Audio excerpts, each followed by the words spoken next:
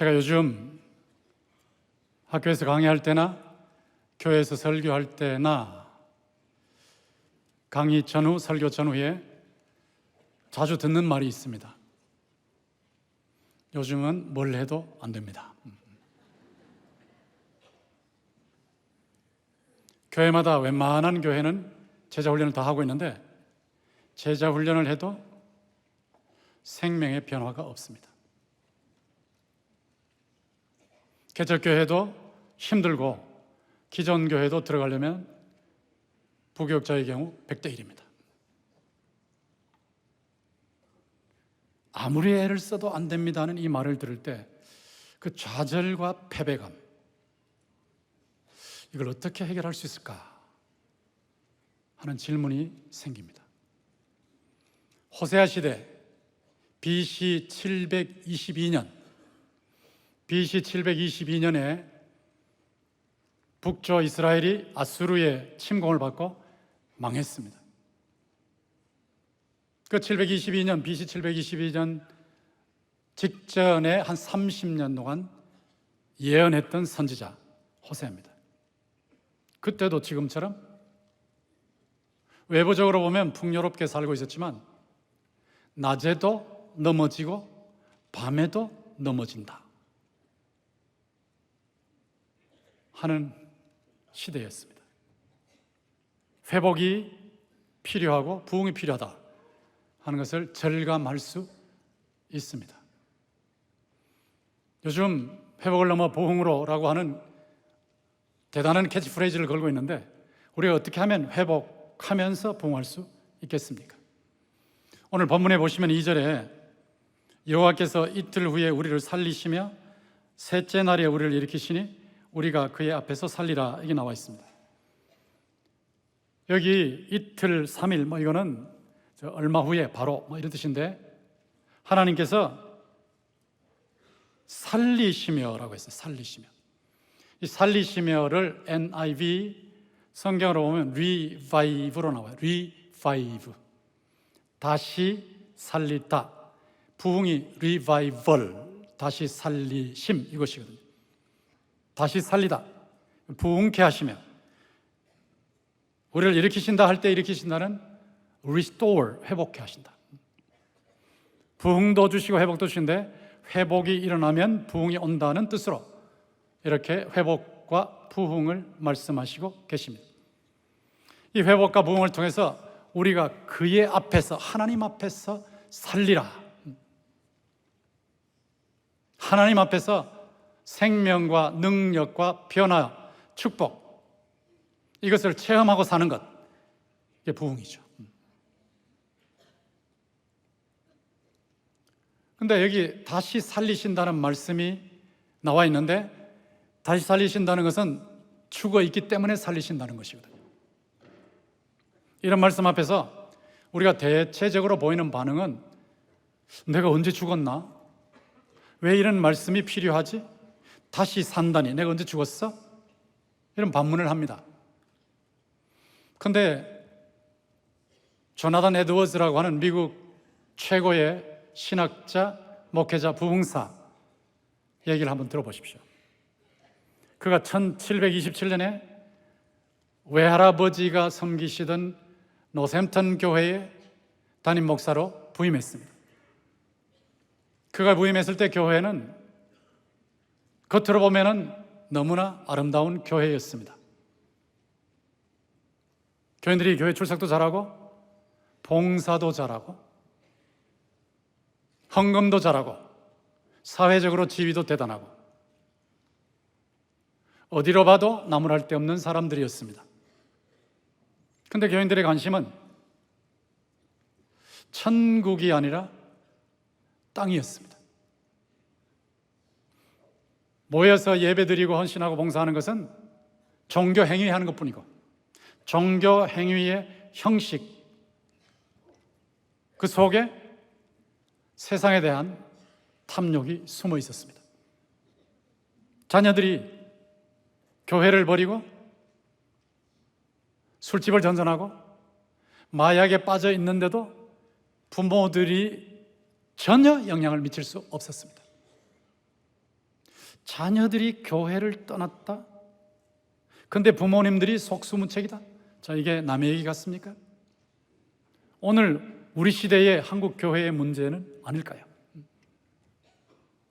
그런 교회를 놓고 조나단 에드워즈가 정말 대단한 교회다라고 생각하지 않고 드라이 보운스, 마른 뼈들이라, 마른 뼈들, 에스겔서에 나오는 골짜기의 마른 뼈들이다. 이들을 어떻게 살려낼 것인가? 다시 살린다라고 할 때 죽음이 전제됐다면 이건 영적인 죽음이에요. 우리가 예수를 믿는데 무슨 영적인 죽음이냐 싶지만, 영적인 죽음이라고 할 때 하나님께 집중하느냐 세상에 집중하느냐를 놓고 보시면 압니다. 여러분, 성경에 보면 요한일서 2장 15절에서 17절까지 이 세상과 세상에 있는 것들을 사랑치 말라. 이 세상에 있는 것은 육신의 정욕과 안목의 정욕과 이생의 자랑이라고 했어요. 육신의 탐욕이 있다. 자, 세상에 있고 우리 신자들 속에도 있지 않습니까? 그리고 눈에 보이는 대로 자랑한다. 안목에도 욕심이 있다. 그리고 잘 되면 은근히 자랑하고 대놓고 자랑한다. 자, 이게 세상이에요. 이런 세상이 우리 속에도 들어와 있다는 것이거든요. 디모데전서 5장 5절에서 6절에 보면 하나님을 향해서 소망을 품고 기도하고 간구해야 함에도 불구하고, 하나님께로 향해야 함에도 불구하고 세상의 애착을 가지고 세상의 죄와 함께 누리는 향락에 빠져 있을 때 죽은 자라고 했습니다. 계시록 3장 4절 5절에 보면 사대 교회를 향해서 살았다는 이름은 가졌지만 죽은 자, 죽어가는 자라는 주님의 말씀이 나오는데, 그 말씀의 내용을 보면 옷을 더럽힌 것을 죽음이라고 표현했어요.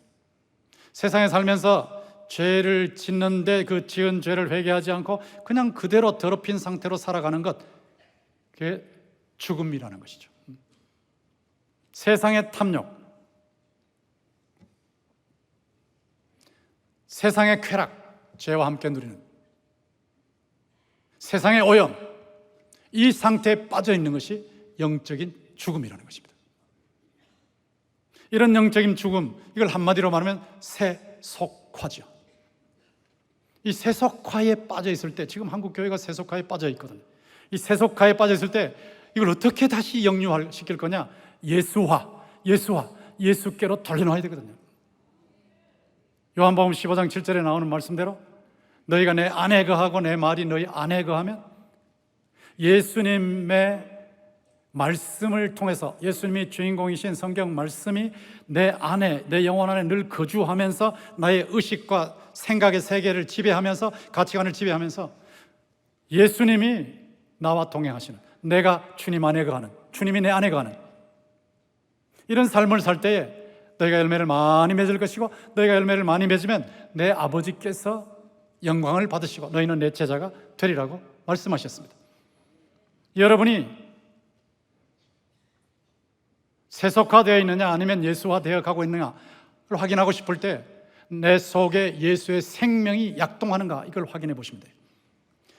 예수의 생명이 감격스럽게 약동하느냐, 그리고 이 예수의 생명이 불신 가족과 친척과 친구와 이웃에게 흘러가느냐, 이걸 보시면 돼요. 예수의 생명이 약동하고 흘러갈 때 하나님께 영광을 돌리는 제자다운 제자가 되는 거거든요. 이게 예수화입니다. 지금 우리 모두의 과제는 세속화에서 예수화로 나가는 거라고. 이렇게 할 때 하나님 앞에서 산단 말이에요. 하나님 앞에서 사는 현상을 여기 본문에 보면 싸매심을 체험한다, 나타내심을 체험한다, 임재하심을 체험한다. 하나님은 분명히 눈에 보이지 않고 귀로 들리지 않고 손으로 만져지지 않지만 눈에 보이고 귀로 들리고 손으로 만져지는 어떤 인격체보다도 더 확실하게 살아 계시는 분입니다. 이렇게 살아 계신 하나님을 안 보인다고 해서, 안 들린다고 해서, 안 만져진다고 해서 실감하지 못하고 체험하지 못하는 것, 이게 우리의 문제라는 거예요. 눈에 보이는 것은 세상이고, 귀에 들리는 것은 세상이고, 손으로 만질 수 있는 것은 세상이고, 하나님은 안 보이고 안 들리고 안 만져지기 때문에 하나님으로부터 멀어져서 세상으로, 세속으로 자기도 모르게 말려 들어가는 것, 이게 영적으로 죽어가는 것입니다. 이 상태에서 돌이켜야 된다. 돌아서면 회복, 우리가 하나님 앞에서 사는 역사가 나타나는데, 이 하나님 앞에서 사는 다시 살리심, 회복시키심, 이것이 나타날 때 이것이 동시다발로, 개인이 아니라 교회 한 교회만이 아니라 전체로 동시다발로 나타날 때 이걸 부흥이라고 합니다. 여러분이 제가 그린 도표를 보시면 이해가 쉬울 겁니다. 도표를 화면에서 보시면, 자, 부흥이라고 할 때 하나님, 교회, 세상, 하나님이 비상하게 임재하시는 거거든요. 지금 여기 하나님께서 성령으로 우리 가운데 계시는 줄로 믿습니다. 그런데 하나님의 비상한 임재란 말이에요. 비상한 임재. 불신자가 들어와도 경외의 심이 유발될 정도의 비상한 임재. 신자들이 보이지 않는 하나님이 이 자리에 우리와 함께 계시면서 예배를 받으신다고 하는 이 임재, 이걸 말하는 거예요. 이 비상한 성부 임재, 비상한 성자 나타나심, 비상한 성령의 충만. 자, 하나님께서 마치 쏟아부으심 같이 대신방 하듯이 하시듯이 천둥처럼 번개처럼 이렇게 임하실 때 교회와 신자는 변하는 거예요. 성경에 대한 확신이 일어나요.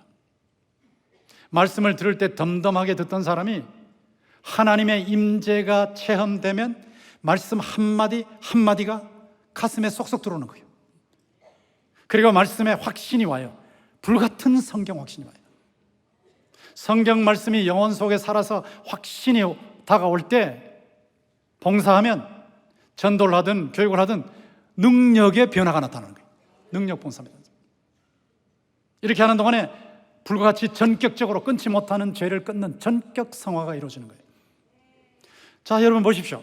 하나님의 비상한 임재와 비상한 충만이 임할 때에 교회가 성경을 확신하며 능력으로 섬기면서 자신들이 변화될 때 이건 당연히 세상을 변화시키는 것이었어요. 세상의 변화를 일으키는데 비상한 집단 회심, 한두 명이 돌아오는 것이 아니라 한 마을이 거의 다 돌아오는, 이게 부흥이에요. 부흥. 비상한 사회 정화. 웨슬레가 지나가고 난 후에 100년이 지났는데 그 마을에 술집이 100년 후에도 없었다. 엄청난 영향이죠. 비상한 사회 정화.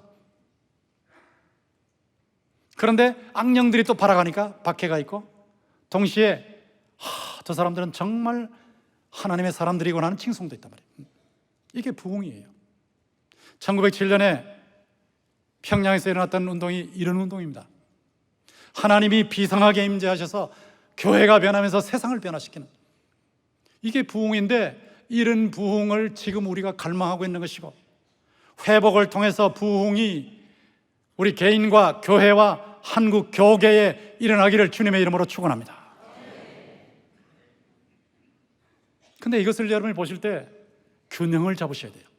부흥이 일어날 때 막 토하는 회개, 허걱대면서 하는 회개가 나타나고, 이것도 한두 명이 아니고 막 교회 전체가 전국에서 회개하는 이런 운동들이 나타나고, 병 고쳐지는 신유가 나타나고, 때로는 막 쓰러지기도 하고, 자, 이런데 이런 형상들이 나타날 때 요즘도 그렇고 1880년대부터 미국에서도 그렇고 소위 늦은 비 운동이라고 해서 집회하다 어느 단계가 되면 막 전부 카페트로 쓰러져 버리는 거예요.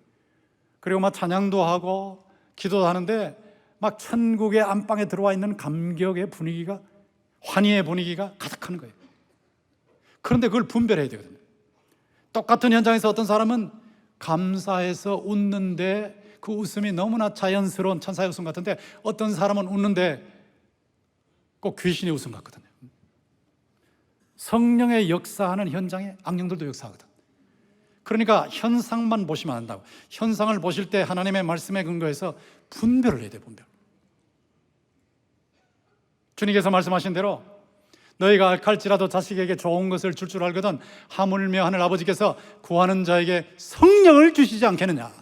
지금도 얼마든지 성령 충만을 주실 수 있는 하나님이신 줄 믿습니다.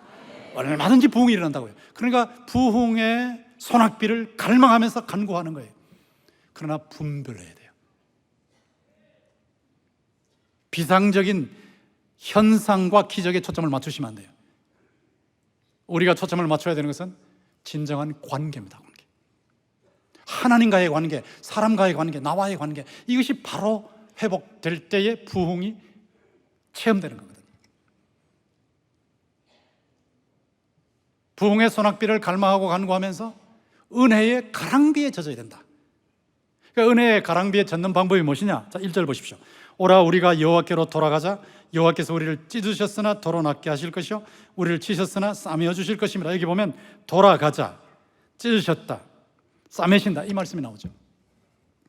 여호와께로 돌아가자, 이게 회심이죠. 회개죠.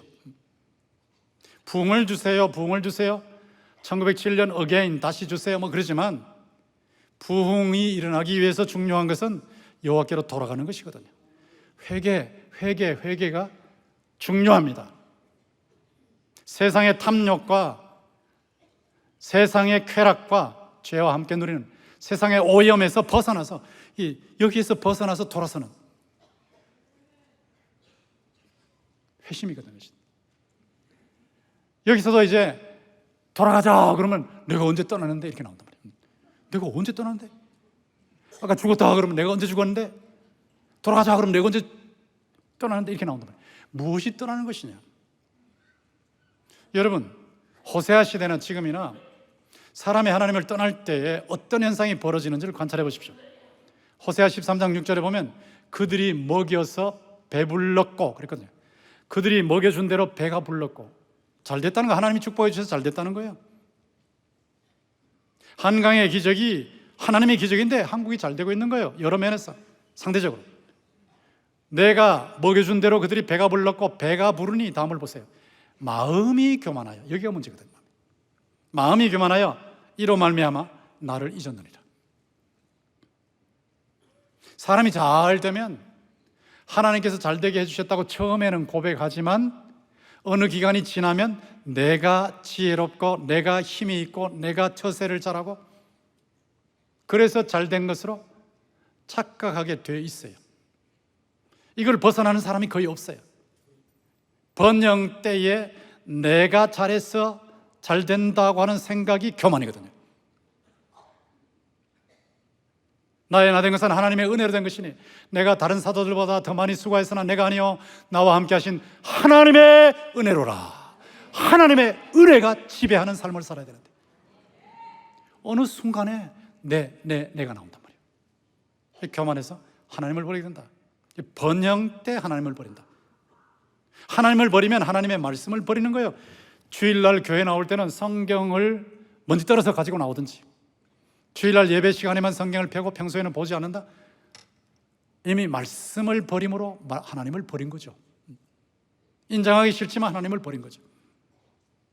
그러니까 하나님을 버린 거는 말씀을 버린 거고 말씀을 버린 거는 말씀대로 바로 사는 삶을 버린 것이니까 우상 숭배하고 살인하고 간음하고 거짓말하고 도둑질하고 탐욕을 부리고 자 이런 거거든요. 그게 하나님을 버린 거예요. 하나님을 버린 또 하나의 측면을 보면 고통 중에 버리는 겁니다. 고통 중에. 여러분이 고통을 당하실 때 왜 내가 이 고통을 당해야 되냐? 내가 그렇게 기도 많이 하는데 왜 아직도 이 질병에 고질병에 시달려야 하느냐? 하나님은 전능하신데 얼마든지 고치실 수 있는데 내 믿음대로 될지어다 하시면 끝나는데 왜 안 고쳐주시느냐? 내가 가정적으로 이런 문제가 있고 직장에 이런 문제가 있는데 왜 하나님이 해결해 주시지 않는가? 하나님 고통, 이 고통을 당할 때에 왜 내가 이 고통을 당하는가? 왜 난가? 왜 내가 지금 당하는가? 왜 내가 지금 이 고통을 당하는가? 하나님은 어디 계신가? 이게 이제 하나님을 버리는 과정이에요. 요즘 한국 교회에 많은 청년들이 고등학교 3학년 때까지는 예수를 믿다가 대학 들어가면서 교회를 떠나는 이유 중에 가장 큰 심리적인 이유가 무엇이냐? 교회에 와도 별 수 없다는 거예요. 이게 보통 문제 아닙니다. 교회에 와도 별 수 없다. 하나님이 안 보이신다, 안 들리신다, 안 만져주신다, 기도해도 응답이 없다, 내 삶에 변화가 없다. 그런데 외부에 나가면 세상에서, 사회에서, 친구들 사이에서 예수 믿으면 떠돌림을 당한다. 내가 왜 그래야 되냐? 자, 이거예요. 그래서 고등학교 졸업하고 넷 중에 3명이 교회를 떠난다. 지금 한국 교회 현상이잖아요. 저는 인정하기 싫어서 한동안 인정을 안 했어요. 근데 어느 순간에 어느 교수님이 그러더라고요. 과거에 어느 선교단체에 보통 학교에서 모임을 가지면 250명이 모이는데 지금은 10명도 안 모입니다. 이러더라고요. 제가 그때 정신이 확 들었어요. 이게 오늘의 현상이라고. 왜 하나님을 떠났냐? 번영 중에 떠나고 고통 중에 떠난다. 여러분, 하나님은 여러분을 떠나시지 않아요. 하나님은 여러분과 함께 하시고 버리지 않으시고 영원히 함께 하시는 줄로 믿습니다. 하나님 늘로 함께 하세요. 그러면 내가 고통당할 때 하나님 어디 계셨는가? 공중에서 천국에서 구경하고 계신 것이 아니고 고통의 현장인 땅으로 내려오셨어요. 그 외아들 성자 하나님이 내려오셨어요. 인간으로 내려오셨어요. 고통의 현장에서 고통당하는 인간들과 동일시 당하셨어요. 그리고 고난을 당하셨어요. 죽음의 지옥 같은 고통을 당하셨어요. 고통의 문제를 근본적으로 해결하시고 궁극적으로 해결하셔서 고통을 당해도 고통을 당하는 과정 중에 고통을 통해서 예수님을 닮아가는 인격이 변화되는 유익을 보게 하시고 낮추시고 말씀대로 사는지 시험하시다가 마침내 복을 주시는 그 방식으로 고통 중에도 일하시고 때로는 고통을 제거하시고 그리고 마침내 하늘과 땅 이 전체가 하나님의 나라가 되어서 눈물과 한숨과 질병과 개인적인 죄와 구조적인 죄와 문제가 전혀 없는 영원한 낙원 천국이 이루어질 줄 믿습니다. 내가 고통당할 때 하나님 어디 계셨냐? 땅 위에 오셔서 고통을 근본적으로 궁극적으로 해결하시는 작업을 하셨어요. 그 주님이 우리와 늘 함께 하시기 때문에 절대로 그것을 잊으면 안 됩니다. 번영할 때 내가 잘나서 교만해서 하나님을 잊어도 안 되고 고통당할 때 하나님 어디 있냐? 좌절해서 하나님을 잊어도 안 되고 하나님과 늘 동행하는 삶을 살아야 되거든요. 근데 하나님을 떠나면 하나님께서 때리시는 거예요. 아이고 목사님, 예수님께서 우리 대신 십자가에서 저주까지 받으셨는데 죄 때문에 저주를 받으셨는데 왜 아직도 하나님께서 그렇게 때리시는 징계가 남아있습니까? 라고 하지만 있습니다. 히브리서 12장에 보면 사랑하는 자식마다 채찍질 하신다 그랬어요. 하나님께서 채찍질 하시는데 저는 목회할 때는 이제는 이만큼 성숙했으니까 하나님의 징계가 없을 것으로 생각했어요. 근데 어느 날 교회에서 사부 예배까지 다 마치고 집에 갈 때 무슨 일로 인해서 제 속이 많이 상했습니다. 속이 막 상해서 이 속에 막 불불 끓어올라오는데 이 목사가 돼서 터뜨리지도 못하고 너무너무 답답한 거예요. 막 불불불불 끓어오른 상태에서 자동차를 타고 핸들을 잡았어요. 근데 저는 예전부터 제가 하나님 앞에 불평은 안 하지만 짜증 부리는 거는 불평이 아니니까 죄가 아니다 하고 정당화 시켰는데 하나님 그때도 나타나시더라고요. 근데 이번에도 분노하지만 내가 당연히 분노할 만한 의분을 일으키는 거예요. 사실은 의분이 아닌데 의분을 일으키는 거니까 하나님이 봐주시겠자고 핸들을 잡고 가는데 조금 가는데 바로 교통사고 팍 나고 일어나 버려요. 금방 나타나셔요. 그러니까 저는요 하나님이 저를 졸졸졸 따라하시는 것 같아요. 옆에 함께 계시는 감당 못할 정도로 간섭하세요. 저만 그런 게 아니고 하나님께서 사랑하는 자는 누구나 다 채찍질하셔서 예수님을 닮아가도록 인격이 변화되도록 온유 겸손한 사람이 되도록 낮추시고 시험하셔서 복 받을 수 있는 틀이 되도록 만드신 줄 믿습니다. 때리시는 거거든요.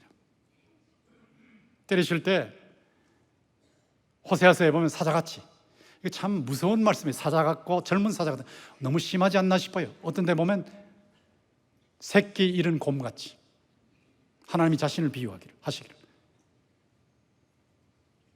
표범같이, 어떤 데는 좀같이 하나님이 자신을 좀같이 내가 먹는다, 너희들의 삶을 먹는다, 썩이는 것같이 부패균같이 너희들의 삶을 썩게 할 것이다. 이게 참 너무 심한 것 같은데 사자 같고 젊은 사자 같으니 바로 내가 움켜갈지라. 움켜간다, 여기 1절에 나온 대로 찢으신다. 조각조각 산산조각 찢어내신다. 이 사자가 찢는 것처럼. 어떻게 이런 일이 일어나 싶죠? 너무하지 않나? 심하지 않나? 하나님 당장 해결하시면 되는데 왜 이렇게 오랫동안 고통을 주십니까 싶은데 언제까지입니까? 언제까지입니까? 싶은데 그냥 계속 그 고통이 계속되는 거예요. 찢으시는 거예요. 눈에서 눈물이 쑥쑥 빠지게 하시는 거예요. 그 과정을 통해서 내 자신을 보게 하시는 거예요. 내가 대단한 줄 알았더니 아직도 내가 불평을 하고 있네. 내가 분노하고 있네. 내가 아직도 짜증 부리고 있네. 내 속에 뭔가 끓고 있네. 이거 보게 하시는 거예요. 보게. 그러시면서 내 자신의 잘못을 노출시키셔서 내가 그 하나님의 연단에 이 징계의 불구덩이 불문 속에서 불순물이 빠져나가게, 불순물이 빠져나가는 작업을 하신 거예요. 불순물이. 그러시면서 마침내 정금같이 나오도록 낮추시고 시험하사 마침내 복을 받도록 만드시는 이 작업을 하시는 거예요. 이게 때리시는 겁니다. 때리시는 거예요. 이거를 못 느끼면 둔감한 거예요. 이걸 느끼면 바로바로 돌아서야 돼. 돌아오면 하나님께서 싸매시고 치료하시고 회복시키시는데, 저는 젊을 때, 지금보다 젊을 때,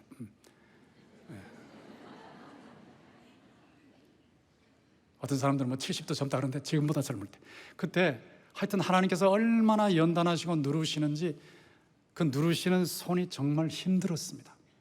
그런데 워낙 민감하게 느끼니까 막 그냥 누르시는 것 같아요. 막 위에서 막 누르시는, 보이지 않는 하나님의 손길이 막 누르시는 거예요. 그 제가 하나님을 향해서 기도할 때 기도원에 올라가서 산에서 기도하는데 이렇게 기도합니다. 하나님, 이 손 좀 치워주세요. 손 치우세요. 손 좀 치워주세요. 저는요, 하나님 안 누르시기를 원해요. 저는 뭐 위대한 연단에서 정금 같은 순금 같은 인물 되고 그거 싫고요. 연단 자체가 싫어요. 연단 자체가. 그러니까 보통 사람으로 살 테니까 제발 좀 건드리지 마세요. 건드리지 마세요. 하나님 제발 좀 날 좀 건드리지 마세요. 근데 더 누르시는 거예요. 그때 제가 느낀 것이 있어요. 하나님께서 제 삶 속에 기어이 개입하셔서 반드시 바꿔놓으시겠다는 거예요. 여러분 이런 얘기 들으시면서 권 목사 젊을 때 죄를 특별히 많이 지었나 보다 그렇게 생각하시죠. 그거 아닙니다. 절대 아닙니다. 절대 아닙니다. 상대적으로는 바르게 사는데 아직도 불순물이 있으니까 이것을 빼시려고. 근데 그 눌림이 싫었어. 그러니까 눌림이 싫으니까 하나님께서 나를 괴롭히신다는 생각이 드는 거예요. 이거를 심리학적으로 표현하면 sadistic God가 되는데, 가학성, 가학적 하나님이 되는데, 하나님 나를 괴롭히시는 것을 즐기시는가, 이런 느낌까지 드는 거예요. 그러다 보니까 나를 괴롭히시는 것을 즐기시는 하나님께로 돌아서는 게 부담이에요. 이게 돌아서면 내가 지금 그래도 적당하게 세상에서 바로 사는데, 그래도 이 정도 사는 게 괜찮은데, 여기서 확 돌아서면 그때는 제가 목사 되는 걸 굉장히 싫어했기 때문에 돌아서면 목사 만들까 봐 겁이 나가지고, 아이고 돌아서면 목사 만들까 봐 겁이 나서, 은혜를 받을 때도 여러분처럼 이렇게 은혜 받다가 혹시 더 큰 은혜, 아주 감격스러운 은혜 받으면 목사 될까 봐 겁이 나가지고, 그래서 은혜 받다가 이게 은혜가 들어오기 시작하면 차는 거야. 이제 그만뒀어요. 이제 그만 들어와. 이거 요 정도 맞죠? 요 정도에서 멈춰줘요. 근데 하나님께서 누르신 것을 보고, 주님의 뜻을 이루소서, 고요한 중에 기다리니 진흙과 같은 날 빚으사 주님의 형상 만드소서. 주님의 뜻을 이루소서, 온전히 나를 주장하사 주님과 함께 동행함을 만민이 알게 하옵소서. 돌아섰습니다. 하나님께로 돌아섰습니다. 세상의 애착을 버리고 하나님께 돌아서면 망할 것 같지만, 하나님께로 돌아서면 하나님이 싸매시고 하나님께서 살아계신 모습을 나타내 보이실 줄 믿습니다. 위로가 있는 거예요. 평화가 있는 거예요. 회복이 있는 거예요. 싸매미 있는 거예요. 돌아서야 돼요. 여기 예배 시간만이 아니고 밖에 나가셔도 늘 너희가 내 안에 거하고 내 말이 너희 안에 거하는 이 말씀대로 주님과 동행하시기를 돌아서서 주님과 동행하시기를, 아무리 힘들어도 주님을 등지지 마시고 주님께로 넘어지시기를 주님의 이름으로 부탁합니다. 돌아서는 거예요. 그렇게 돌아가자라고 하시면서 3절 보세요. 그러므로 우리가 여호와를 알자, 힘써 여호와를 알자. 그의 나타나시면 새벽빛같이 어김없나니 비와 같이 땅을 적시는 늦은 비와 같이 우리에게 임하시리라. 여기 보세요. 여기는 또 힘써 여호와를 알자 그러죠. 힘써 여호와를 알자. 하나님을 모르니까 하나님을 버리고 세상으로 나가는 거거든요. 주님을 모르니까 주님을 버리고 세상에 애착을 갖는 것이거든요. 주님이 좋으면 하늘에서는 주 외에 누가 내게 있으리요, 땅에서는 주밖에 나의 사모할 자가 없습니다 하면서 주님과 늘 동행할 텐데, 주님을 잘 모르니까, 그래서 이 백성이 지식이 없어서 망한다. 이게 호세아서예요. 여기서도 자, 맨 앞에 다시 살리신다 그럴 때 내가 언제 죽었나?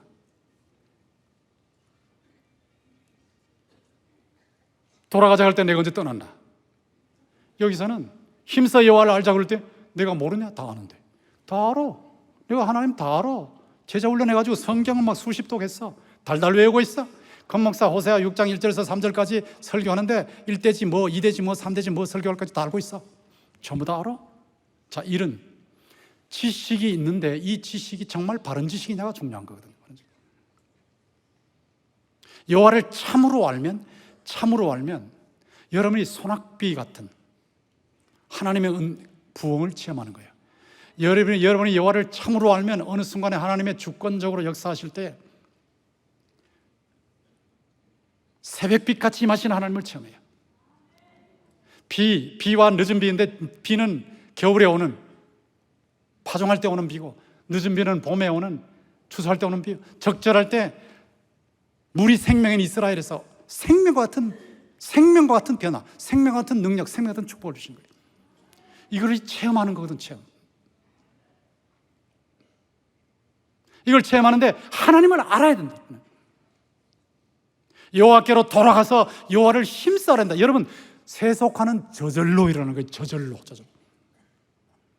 예수화는, 하나님을 아는 예수화는 애를 써야 돼요. 힘써야 돼요. 여러분, 힘써서 예배당에 나오셔야 돼요. 힘써서 성경 훈련을 받으셔야 돼요. 힘써서 성령의 감동을 대로 순종하셔야 돼요. 힘써 여호와를 알자. 그러니까 힘써 여호와를 알 때 중요한 부분이 있습니다. 버릴 걸 버려야 돼요. 세상에 대한 애착과 집착을 내려놓아야 돼요. 또 그러면 내가 언제 세상에 애착했냐, 집착했냐. 자, 보세요. 저 같은 사람도 있더라고요.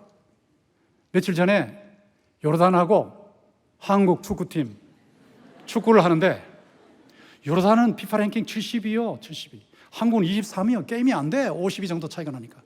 한국이 막 이겨도 보통 이기는 게 몇 대 1로 막 한 5대 0으로 이겨야 돼. 거기다가 한국에는 손흥민, 김민재, 또 뭐 이강인, 황희찬, 조규성, 대단한 유럽에서 뛰는 선수들이 있어. 그러니까 이 게임도 안 돼야 되는데 이게 막 밀리는 거예요. 밀리니까 제가 막 속이 상하는데, 이 속이 상하는 걸로 끝나면 되는데 그 다음에는 막 올라오는 거예요. 막 뭐가 올라오는 거예요. 올라오는데 감독에 대해서 뭐가 막 나오는 거예요. 이게 전략도 없고 전술도 없고 말이야. 지 명상만 가지고 제가 막 올라오는 거예요. 그래서 제가 주여 이거 큰일 납니다. 죄 짓습니다. 주여 죄 짓지 않겠어요. 죄 짓지 않겠어요. 주여 근데 또 올라오는 거예요. 이게 집착이에요. 집착. 뭐 요르단하고 축구해가지고 질 수도 있는 거지. 피파 랭킹 132한테도 질 수도 있는 거지. 근데 거기 집착하고 있는 나 자신을 발견했어요. 이게 문제입니다. 집착을 내려놓으셔야 돼요. 하나님께 기도하시지만, 하나님께 여러분이 원하신 걸 놓고 기도하시지만, 때에 따라서 여러분이 원하시는 것을 당장은 안 주실 수 있는데, 그때의 집착을 내려놓으시고 하나님께 맡기면 돼요. 다 맡기면 하나님이 때가 되면 여러분이 상상하는 것과 다른 정도의, 상상할 수 없는 차원의 가장 좋은 것을 가장 좋은 때에 가장 좋은 방식으로 주실 줄로 믿습니다. 집착을 내려놓을 줄 알아야 합니다. 그리고 머리 지식으로 만족하시면 돼요. 제자 훈련이 머리 지식만 되고 테크닉만 되면 교만해집니다. 제자 훈련 받은 사람들이 다른 교회 가면 목회자들이 못 견뎌요. 교만해서. 목사님, 목회 그렇게 하는 거 아닙니다. 에이, 그 목이 잘못하는 거예요. 이렇게 해야 돼요. 저희가 목사님 위에 막 올라타고 앉아 있는 거예요. 이게 제자 훈련이 지식과 테크닉에 멈추면 교만해져요. 교만해지면 타인에게 냉담해져요. 그리고 정죄해요. 이거는 옳지 않아요. 지식이 없어서 그럴 때 그 지식은 무엇이냐? 참 지식이요. 참 지식은 뭐냐면 머리 지식으로 끝나는 게 아니고 가슴 지식이에요. 가슴. 여호와 율법을 즐거워하여 그 율법을 주야로 묵상하는 도다. 주의 말씀을 들으시면 그 말씀을 주야로 묵상하는 겁니다. 주야로. 제가 요즘은 비열한 것이 인간 중에 높임을 받을 때 곳곳에서 악인들이 날뛰는도다 하는 말씀을 묵상하고 있어요. 이게 한국의 모습이잖아요. 비열한 것이 인간들 중에 추앙을 받을 때 악인들이 날뛰고 있는 모습. 그러니까 막 안타까운 거예요. 그러니까 안타까우니까 막 기도하는 거예요. 주여, 이거 제발 좀 개혁해 주시고 이거 좀 고쳐지게 하시고. 묵상하는 겁니다. 묵상을 하는 동안에 하나님의 말씀이 머리의 지식만이 아니라 가슴 지식으로 들어가면 가슴에 뜨거움이 일어나요. 가슴에 불이 일어나요. 성령의 역사가 뜨겁게 일어납니다. 그러면 이것이 생활 속으로 들어가는 거예요. 생활 속으로 들어가면 그대로 실천하는, 말씀 한마디에 인생을 걸고 순종하는 사람으로 바뀌는 거예요. 이게 하나님을 아는 겁니다. 너희가 나를 참으로 사랑하면 나의 계명을 가지고 지킬 것이다. 내 계명을 가지고 지키는 자라야 나를 사랑하는 자니, 나를 사랑하는 자는 내 아버지께 사랑을 받을 것이요 나도 그를 사랑하여 그에게 나를 나타내리라 말씀하셨어요. 말씀대로 묵상하시고 순종하시면서 거기에서 하나님이 나타나실 때 체험하게 되면, 그러면 이것이 속에서 부흥이 일어나는 거예요. 그러면서 주변의 세상을 변화시키게 되는 것입니다. 목사님은 온 세상이 어두운데 무슨 제가 뭘 합니까? 노노. 여러분에게 주신 촛불을 들고 여러분 자리를 지키시면 돼요. 촛불을 들고 자리 지키시면 돼요. 그럼 하나님께서 세상을 밝히시는 역사를 이루십니다. 은혜의 소낙비를 갈망하십시오. 부흥의 소낙비를 갈망하시라고. 얼마든지 일어날 수 있거든요. 부흥의 소낙비. 이 소낙비를 갈망하면서 간구하시면서 은혜의 가랑비에 젖도록, 지금도 은혜의 가랑비에 젖고 계신 거예요. 은혜의 가랑비에 젖도록 하세요. 그러니까 은혜의 가랑비에 젖어야 어느 순간에 부흥의 소낙비가 내리는 거거든요. 여호와께로 돌아가셔야 돼요. 세속화를 회개하고 힘써 여호와를 알아야 돼요. 예수화로 개혁을 해야 돼요. 회개와 개혁을 통해서 부흥이 일어나는 거예요. 그러면 하나님의 싸매심을 체험해요. 하나님의 나타나심을 체험해요. 이게 영향을 미치는데 예수 생명이 약동하고 흘러가는 거예요. 여러분 모두가 은혜의 가랑비에 젖으시면서 부흥의 소낙비를 체험하시기를 주님의 이름으로 축원합니다. 사랑이 많으신 아버지 하나님, 말씀을 전했습니다. 이 말씀이 성령을 통해서 우리 모든 사랑하는 성도들의 가슴 속에 깊이 새겨지게 하시고, 말씀이 거주하면서 주님과 동행하는, 너희가 내 안에 거하고 내 말이 너희 안에 거하는 이런 성도들이 되게 하셔서 기도하는 것마다 응답되게 하시고 열매 많이 맺게 하시고 하나님의 영광을 드러내게 하시고 제자다운 제자가 되게 하시고 부흥의 소낙비를 체험케 하여 주시옵소서. 예수님의 이름으로 기도하옵나이다. 아멘.